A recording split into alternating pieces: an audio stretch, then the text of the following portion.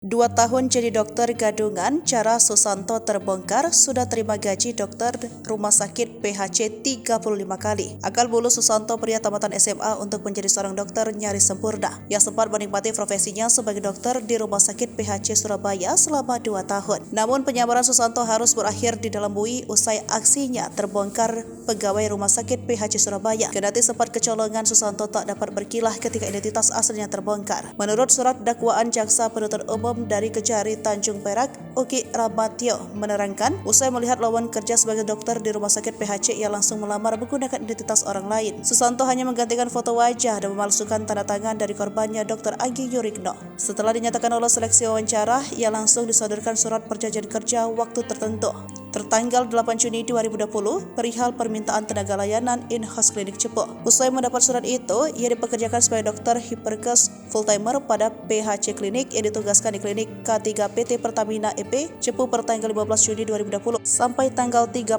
Desember 2022. Selama bekerja itulah ia mengaku mendapat upah hingga 7,5 juta per bulan. Begitu juga tunjangan lain-lain dari Rumah Sakit PHC Surabaya. Aksi Susanto terhenti ketika Ikawati, pegawai Rumah Sakit PHC, meminta berkas persyaratan lamaran pekerjaannya lagi. Hal itu dilakukan untuk memperpanjang masa kontrak kerja Susanto alias Dr. Anggi Yurikno palsu, mulai dari fotokopi daftar riwayat hidup, CV, ijazah, surat tanda registrasi, sertifikat pelatihan, hiperkes, sampai ACLS atas nama Dr. Anggi Yurikno, kata Ugi dalam surat dakwaannya Selasa 12 September 2023. Ia akhirnya mengirim berkas itu ke Ikawati via chat WhatsApp. Dari situlah aksi Susanto menipu dengan menggunakan identitas Dr. Anggi Yurikno terbongkar. Ikawati yang curiga dalam foto dan berkas Susanto langsung meng-cross-check secara detail beberapa kali. Warga Karangpilang, Surabaya itu menemukan perbedaan antara foto wajah Susanto dengan sertifikat tanda registrasi yang dikirimkannya, yakni atas nama Dr. Anggi Yurikno. Ia lantas meng-cross-check ke website, kembali ditemukan ada perbedaan data. Ia lantas membandingkan foto yang ada di website dengan foto yang saat verifikasi, begitu juga kartu dari anggota ID. Alhasil curigaan dan kesalahan pun ditemukan. Dari hasil penelusuran ditemukan bahwa Susanto bukanlah Dr. Anggi Yurikno, sementara Dr. Anggi Yurikno bekerja di Rumah Sakit Umum Karya Pangelan